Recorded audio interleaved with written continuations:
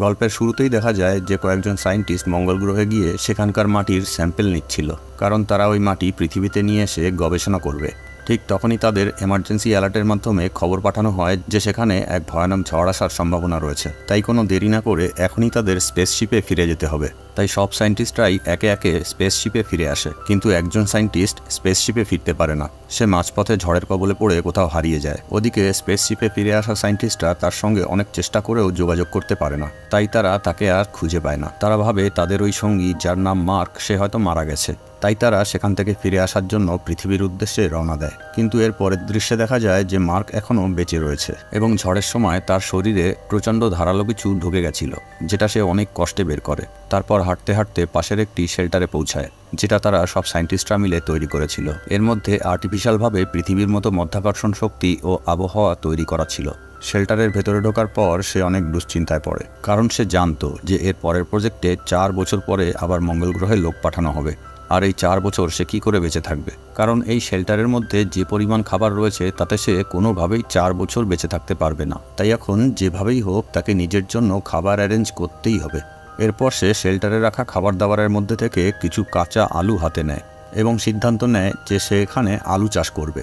আর তা করতে গেলে জল এবং উর্বর মাটি সহ পৃথিবীর মতো আবহাওয়ারও দরকার আছে, যার কোনো অস্তিত্বই এই গ্রহে নেই। তবুও সে হার না মেনে চাষের জন্য প্রস্তুতি নিতে শুরু করে। সে প্লাস্টিক দিয়ে একটি জায়গা ঘিরে নিয়ে সেখানে প্রয়োজন মতো আবহাওয়া আর্টিফিশিয়ালভাবে তৈরি করে। আর এবার তার জলের প্রয়োজন হয়, কিন্তু সেখানে চাষ করা যায় সেই পরিমাণে জল ছিল না, শুধুমাত্র তৃষ্ণা মেটানোর মতো জলই ছিল। কিন্তু সে জানতো যে জল কিভাবে বানাতে হয়। প্রয়োজনীয় সমস্ত উপকরণই তার কাছে মজুদ ছিল। তাই সে হাইড্রোজেনের সাথে অক্সিজেন মিলিয়ে সেটাকে জ্বালিয়ে জল বানানোর চেষ্টা করে এবং তার ফলে এক ভয়ানক বিস্ফোরণ হয়। যদিও মার্ক তার ক্যালকুলেশন অনুযায়ী হাইড্রোজেন আর অক্সিজেনের পরিমাণ ঠিকই নিয়েছিল, কিন্তু বিস্ফোরণ হওয়ার কারণটি হলো যে মার্কের নিঃশ্বাস নেওয়ার কারণে সেখানে অক্সিজেনের পরিমাণ কমে গেছিল। কিন্তু মার্ক এতে হার না মেনে আবার চেষ্টা করে এবং এবার সে সফল হয়। সেখানে বাষ্পরূপে বিন্দু বিন্দু জলের সৃষ্টি হয় এবং চাষের জন্য তার যেটুকু জলের প্রয়োজন ছিল তা সে পেয়ে যায়। আর তার কয়েকদিনের মধ্যেই সেখানে প্রথম চারা অঙ্কুরিত হয়, আর মার্ক তা দেখে ভীষণ খুশি হয়। ওদিকে পৃথিবীতে মার্ককে মৃত বলে ঘোষণা করা হয় এবং মার্কের নামে কবরস্থানে একটি সমাধিও বানানো হয়। এরপর হঠাৎ একদিন এক অপারেটরের চোখে পড়ে যে পৃথিবী থেকে পাঠানো কিছু সরঞ্জাম মঙ্গল গ্রহে যেখানে রাখা ছিল তা সেখান থেকে সরিয়ে আরেক জায়গায় রাখা হয়েছে। আসলে ওগুলো ছিল কিছু সোলার প্যানেল, যা মার্ক তার প্রয়োজন মতো সেখান থেকে সরিয়ে অন্য জায়গায় নিয়ে গেছে। এরপর সেই অপারেটর এই দৃশ্য তার সিনিয়রদের ডেকে দেখায় এবং তারা বুঝে যায় যে সেখানে মার্ক এখনও বেঁচে আছে। এরপর সিনিয়র অফিসার বলে যে সে বেঁচে আছে জেনেও আমরা তাকে কোনো সাহায্য করতে পারবো না, কারণ তাকে উদ্ধার করার জন্য আমরা এখন এখান থেকে রওনা দিলেও আমরা সেখানে পৌঁছানোর আগেই সে খিদে আর তৃষ্ণায় মারা যাবে, কারণ পৃথিবী থেকে সেখানে পৌঁছাতে বেশ কয়েক মাস সময় লাগবে। আর মার্কের কাছে ততদিন বেঁচে থাকার মতো খাবারের সংগ্রহ নেই। ইতিমধ্যেই 70 দিন পার হয়ে যায়। মার্ক সেখানে একা রয়েছে। সে হিসাব করতে থাকে যে 4 বছর পর পৃথিবী থেকে যে স্পেসশিপটি সেখানে পাঠানো হবে তা মার্কের লোকেশন থেকে আরও 3200 কিলোমিটার দূরে ল্যান্ড করবে এবং মার্ককে তার আগেই সেই লোকেশনে পৌঁছাতে হবে এবং সেখানে পৌঁছাতে তার মোট 50 দিন সময় লাগবে, কারণ তার কাছে যে গাড়িটা রয়েছে তাতে সে একদিনে বেশি দূরে যেতে পারবে না। গাড়িটি সোলার পাওয়ার দ্বারা চলে আর তার ব্যাটারিও সোলার পাওয়ার দ্বারাই চার্জ করতে হয়। ওদিকে পৃথিবীতে তখন মার্কের কাছে খাবার পাঠানোর জন্য পরিকল্পনা করা হচ্ছিল, আর এর সমস্ত ব্যবস্থা সম্পূর্ণ করার জন্য মোট 3 মাস সময় লাগবে। আর মহাকাশযানটিকে পৃথিবী থেকে মঙ্গলে পৌঁছাতে আরও 9 মাস সময় লাগবে, অর্থাৎ মোট 1 বছর সময় লাগবে। ওদিকে মঙ্গলে মার্কের আরও 48টা দিন কেটে যায় এবং তার লাগানো ফসল অনেক বড় হয়ে ওঠে। সে মোট 400টি আলুর চারা বড় করতে সফল হয়, যা কিনা সে নিজেও ভাবতে পারেনি। মার্ক যা আশা করেছিল তার থেকে সে অনেক বেশি ফসল ফলাতে সফল হয়। এবার সে সব আলু তুলে নেয় এবং বেছে বেছে যে আলুগুলো ছোট ছিল সেগুলো আবার লাগিয়ে দেয়। কিন্তু শুধুমাত্র আলু খেয়ে সে আর কতদিন বেঁচে থাকতে পারবে? মানুষের শরীরের চাহিদা মতো সব আহার না দিতে পারলে সে তো অসুস্থ হয়ে পড়বে। তাই সে পৃথিবীর মানুষের সঙ্গে যোগাযোগ করার জন্য মরিয়া হয়ে ওঠে এবং সে এমন একটা জায়গায় যায় যেখানে 1997 সালে পাঠানো পাথফাইন্ডার নামের যন্ত্রটি খারাপ অবস্থায় পড়েছিল। মার্ক সেটাকে মেরামত করে চালু করে ফেলে। সে জানতো যে এটা একটা অনেক পুরনো দিনের যন্ত্র এবং এর দ্বারা কিছু লো কোয়ালিটি ইমেজ ছাড়া আর কিছুই পৃথিবীতে পাঠানো যাবে না। তাই সে পাথফাইন্ডারের ক্যামেরা অন করে এবং তার সামনে 3টি কাগজে মেসেজ লিখে রাখে এবং অপেক্ষা করতে থাকে পৃথিবী থেকে কোনো জবাব পাওয়ার। ওই 3টি কাগজের মধ্যে মাঝখানের কাগজটিতে মার্ক লিখে রেখেছিল যে আমার সিগন্যাল কি তোমাদের কাছে পৌঁছাচ্ছে? আর দুপাশের দুটি কাগজের একটিতে লিখেছিল হ্যাঁ আর একটিতে না। এর কিছুক্ষণ পরেই পাথফাইন্ডারের ক্যামেরাটি হ্যাঁ লেখা কাগজটির দিকে ঘুরে যায়, অর্থাৎ পৃথিবী থেকে মার্ককে দেখতে পাচ্ছিল। মার্ক এটা বুঝতে পেরে আনন্দে লাফিয়ে ওঠে। এরপর মার্ক কোডের মাধ্যমে তাদের সঙ্গে কথা বলা শুরু করে, কারণ পাথফাইন্ডার দিয়ে ভিডিও কল বা অডিও কল করা সম্ভব ছিল না। এবার কোডের মাধ্যমে মার্ককে জানানো হয় যে তারা নাসা থেকে মার্কের জন্য প্রয়োজনীয় জিনিসপত্র ও খাবার দাবার পাঠানোর বন্দোবস্ত করছে। আর তারা মার্ককে এটাও জানায় যে তার ক্রু মেম্বারদের, অর্থাৎ যে সঙ্গীদের সঙ্গে মার্ক অভিযানে গেছিল, তারা তাদের মহাকাশযানে রয়েছে, এখনও তারা পৃথিবীতে পৌঁছায়নি এবং তাদের জানানো হয়নি যে তুমি বেঁচে আছো। কিন্তু এবার নাসা থেকে মার্কের ক্রু মেম্বারদের জানানো হয় যে মার্ক এখনও জীবিত আছে। শুনে তারা অনেক খুশি হয় আর সঙ্গে কষ্টও পায়, কারণ তারাই মার্ককে ভুল করে ওখানে একা ফেলে এসেছে। যাই হোক, এবার মার্ক বেশ খুশি। সে একটি ক্যামেরায় তার চাষ করা আলুর ফসলের ভিডিও রেকর্ড করে। কিন্তু দুর্ভাগ্যবশত পরবর্তী দিন যেখানে মার্ক আলুর চাষ করেছিল সেখানে এক বিস্ফোরণ হয় এবং তার সমস্ত আলুর ফসল নষ্ট হয়ে যায়, যার কারণে আর দ্বিতীয়বার ওখানে আলুর চাষ করা সম্ভব না। কারণ শেল্টারে থাকা সমস্ত সামগ্রী ব্যবহার করে মার্ক যে পৃথিবীর মতো আবহাওয়া সেখানে তৈরি করেছিল তা সম্পূর্ণ নষ্ট হয়ে গেছে। এবার মার্ক হিসাব করে দেখে যে তার কাছে খাওয়ার মতো যে পরিমাণ আলু বেঁচে আছে তা খেয়ে সে পৃথিবী থেকে সাহায্য আসা পর্যন্ত বেঁচে থাকতে পারবে না। তাই নাসা থেকে মার্ককে বলা হয় যে এখন থেকে তোমার যতটা সম্ভব কম খাবার খেয়ে খাবার বাঁচিয়ে রাখতে হবে বেশি দিন বেঁচে থাকার জন্য, কারণ এখান থেকে তোমার জন্য যে খাবার দাবার পাঠানো হচ্ছে সেটা তোমার পর্যন্ত পৌঁছানো অবধি যে করেই হোক তোমাকে বেঁচে থাকতে হবে। আর মার্কও ঠিক তাই করে। সে একদিনে 3 বেলায় যে খাবার খেত তার 1 বেলার খাবার ভাগ করে 3 বেলা ধরে খেতে শুরু করে। আর ওদিকে পৃথিবী থেকে নাসা মার্কের জন্য একটি স্পেসশিপে তার প্রয়োজনীয় জিনিসপত্র ও খাবার দাবার ভর্তি করে পাঠিয়ে দেয়। কিন্তু দুর্ভাগ্যবশত স্পেসশিপটি লঞ্চ করা মাত্রই কিছুটা উপরে গিয়েই ধ্বংস হয়ে যায়। আর এই কারণে আবার সবাই হতাশ হয়ে পড়ে, কারণ এবার আর মার্কের বাঁচার কোনো সম্ভাবনা নেই।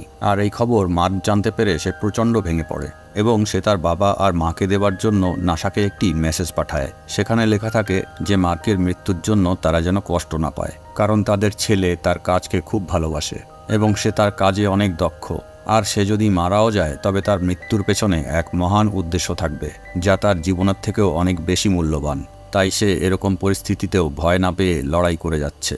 এত কিছুর পর নাসা এবার পুরোপুরি আশা ছেড়ে দেয় আর চীন সিদ্ধান্ত নেয় তারা মার্ককে সাহায্য করবে, কারণ চীনের স্পেসশিপ লঞ্চ করার জন্য সম্পূর্ণরূপে প্রস্তুত ছিল। আর এর 28 দিন পর চায়নার সাহায্য নিয়ে নাসা আর একবার স্পেসশিপ লঞ্চ করার প্রস্তুতি নেয়। ওদিকে রিচ নামে অ্যাস্ট্রোডাইনামিকে কাজ করা আর একটা ছেলে সেখানে হাজির হয় এবং সে মার্কের কাছে জলদি পৌঁছানোর আর একটা সহজ পদ্ধতি বলে। সে বলে যে স্পেসশিপটা মঙ্গল থেকে পৃথিবীর দিকে আসছে, ওই স্পেসশিপটা ফিরে না এসে যদি পৃথিবীর চারিপাশে ঘুরতে থাকে তাহলে সেই সময়ের মধ্যেই আমরা ওই স্পেসশিপে প্রয়োজনীয় জিনিসপত্র ও খাবার দাবার পৌঁছে দেব আর স্লিং শটের মাধ্যমে ওই স্পেসশিপটিকে আবার পুনরায় মঙ্গলের দিকে ঘুরিয়ে দেব। এই স্লিং শট কথার অর্থ হলো গ্র্যাভিটেশনাল পুল, যার দ্বারা যে কোনো স্পেসশিপকে মধ্যাকর্ষণ শক্তির ব্যবহার করে মহাকাশের যে কোনো দিকে ঘুরিয়ে গতিশীল করা যায়। রিচ এবার বলে যে যখন এরা আবার ঘুরে মঙ্গল গ্রহের দিকে যাবে তখন এরা মঙ্গল গ্রহে যেন ল্যান্ড না করে, কারণ তাতে ওদের স্পেসশিপের ইন্ধন শেষ হয়ে যাবে আর ওরা কখনোই পৃথিবীতে ফিরে আসতে পারবে না। তাই মার্ককে একা একাই মঙ্গল গ্রহের মধ্যাকর্ষণ শক্তির বাইরে আসতে হবে।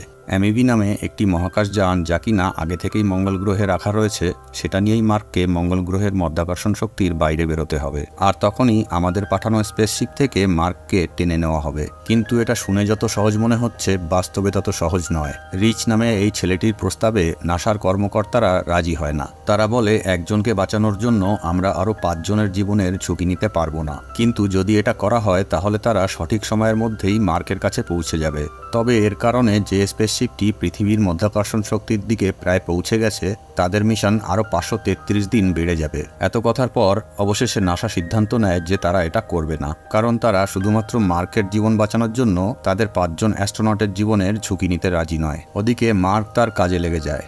মার্কের টিমকে যে কাজের জন্য মঙ্গল গ্রহে পাঠানো হয়েছিল আর ঝড় আসার জন্য তারা সেটা কমপ্লিট করতে পারেনি, এখন মার্ক সেই কাজগুলোকে একের পর এক কমপ্লিট করতে থাকে। ওদিকে রিচ নামের সেই ছেলেটা যে স্লিং শটের মাধ্যমে মার্ককে বাঁচানোর কথা বলেছিল আর নাসার কর্মীরা তার প্ল্যান রিজেক্ট করে দিয়েছিল, সে এবার তার সম্পূর্ণ প্ল্যান রেডি করে মার্কের সেই সঙ্গীদের কাছে পাঠিয়ে দেয় যারা কিনা এখনও মহাকাশযানে করে পৃথিবীর দিকে ফিরছিল। আর এবার ওই 5 জন অ্যাস্ট্রোনট নাসার কোনো পারমিশন ছাড়াই মার্ককে বাঁচানোর সিদ্ধান্ত নিয়ে নেয়। আর নাসা কর্মীরা যখন দেখে যে এই 5 জন অ্যাস্ট্রোনটের স্পেসশিপ অন্যদিকে ঘুরে যাচ্ছে, তখন তারা বুঝতে পারে যে এরা মার্ককে উদ্ধার করার জন্য যাচ্ছে। তাই এবার নাসা থেকেও মার্কের প্রয়োজনীয় জিনিস ও খাবার দেওয়ার সেই স্পেসশিপ পর্যন্ত পৌঁছে দেয়। আর এই কাজের জন্য চায়না তাদের রেডি করা স্পেসশিপটি নাসাকে দিয়ে হেল্প করে। ওদিকে মঙ্গল গ্রহে মার্ক সেই অ্যামিবি নামের ছোট স্পেসশিপটির দিকে এগোতে শুরু করে। সে জানে যে এই স্পেসশিপটি দ্বারা কোনোদিনই পৃথিবীতে পৌঁছানো যাবে না, শুধুমাত্র মঙ্গল গ্রহের মধ্যাকর্ষণ শক্তির শেষ প্রান্ত পর্যন্ত পৌঁছানো যাবে। আর সেই পর্যন্ত পৌঁছে হামিসের দেখা পেলেই হবে। হামিস হচ্ছে সেই স্পেসশিপটি যাতে করে মার্ক তার 5 জন সাথীর সঙ্গে এখানে এসেছিল, আর এখন তার ওই 5 জন সাথী ওই স্পেসশিপটিতেই তাকে আবার ফিরিয়ে নিয়ে যেতে আসছে। মার্ক এবার 90 দিন পরে সেই অ্যামিবি নামের ছোট মহাকাশযানটির কাছে পৌঁছায়। আর তারপর মার্ক দেখে যে ওই মহাকাশযানটিতে যে পরিমাণে সলিড ফুয়েল ছিল তাতে সে মঙ্গল গ্রহের মধ্যাকর্ষণ শক্তির অর্ধেকটাও যেতে পারবে না। তাই এবার মার্ক ওই মহাকাশযানের ওজন কমানোর জন্য তার মধ্যে থেকে সমস্ত ভারী জিনিস নিচে ফেলে দিতে থাকে, কারণ তাকে যে করেই হোক মঙ্গল গ্রহের অরবিটের বাইরে বেরোতেই হবে। তা না হলে যদি ওই 5 জন অ্যাস্ট্রোনট ভুল করে একবার মঙ্গল গ্রহে ল্যান্ড করে বসে, তাহলে তাদের সমস্ত সলিড ফুয়েল শেষ হয়ে যাবে, যার কারণে তারা আর কেউই কোনো দিন পৃথিবীতে পৌঁছাতে পারবে না। তাই মার্ক অসম্ভব এবং বিপজ্জনক একটি ঝুঁকি নেয় মহাকাশযানটি চালু করার জন্য। সারা বিশ্বের লোকের নজর এখন এই মিশনটির দিকে। মার্ক এবার তার স্পেসশিপটি নিয়ে মঙ্গল গ্রহ থেকে টেক অফ করে। আর এবার মার্কের স্পেসশিপটি মহাকাশে উঠতে শুরু করে। আর মার্কের ওই 5 জন অ্যাস্ট্রোনট সঙ্গী তাদের রেডিওর মাধ্যমে মার্কের সঙ্গে যোগাযোগ করার চেষ্টা করে, কিন্তু মার্কের স্পেসশিপে অতিরিক্ত গতির কারণে যে চাপ সৃষ্টি হয় তাতে মার্ক অজ্ঞান হয়ে যায়। সেই কারণে ওই 5 জনের সঙ্গে মার্কের যোগাযোগ হয় না। তবে কিছুক্ষণ পরে যখন মার্কের জ্ঞান ফেরে তখন তারা যোগাযোগ করতে সক্ষম হয়। আর এরপর সবার মন খুশিতে ভরে যায়। কিন্তু এরপর আরেক বিপদ দেখা দেয়। মার্কের স্পেসশিপের গতি এতটাই বেড়ে যায় যে সে আর সঠিক জায়গায় থামতে পারবে না। তাই মার্ক তখন বলে, আমি জিরো গ্র্যাভিটিতে পৌঁছে আমার এই স্পেসশিপ থেকে বেরিয়ে যাচ্ছি, আর আমার স্পেস শুটে একটা ফুটো করে হাওয়ার প্রেসার তৈরি করে তোমাদের দিকে ধীরে ধীরে এগোচ্ছি।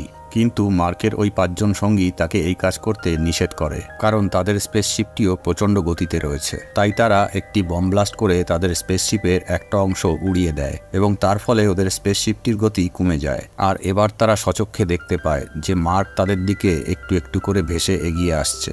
তারপর ওই স্পেসশিপের কমান্ডার একটি ফ্লাইং চেয়ারে বসে ভেসে ভেসে মার্কের দিকে এগোতে থাকে। কিন্তু ওই ফ্লাইং চেয়ারটি যে দড়ি দিয়ে বাঁধা ছিল, কিছু দূর যাওয়ার পরই সেই দড়ি শেষ হয়ে যায়। আর এবার মার্কের কাছে পৌঁছানো অসম্ভব হয়ে দাঁড়ায়।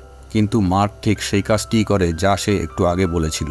সে তার স্পেস শুটে একটি ফুটো করে ফেলে আর তার স্পেসশিপ থেকে বেরিয়ে যায় এবং হাওয়ার প্রেসার তৈরি করে কমান্ডারের দিকে এগোতে থাকে। এরপর যখন মার্ক ওই কমান্ডারের হাত ধরে তখন তার হাত ফসকে মার্ক অনেক দূরে চলে যায়। কিন্তু যে দড়িতে কমান্ডারের চেয়ার বাঁধা ছিল সেই দড়িটা মার্ক ধরে ফেলে। আর অবশেষে মার্ক তার পুরনো সাথী এবং পুরনো স্পেসশিপে পৌঁছাতে সফল হয়, যে স্পেসশিপে করে সে এই মঙ্গল গ্রহে এসেছিল। এরপর মার্ক পৃথিবীতে ফিরে এসে অ্যাস্ট্রোনটদের ইনস্ট্রাক্টর হয়ে যায়। আর এই মুভিটিও এখানেই শেষ হয়। ভিডিওটি ভালো লাগলে চ্যানেলটি সাবস্ক্রাইব করার জন্য অনুরোধ রইল।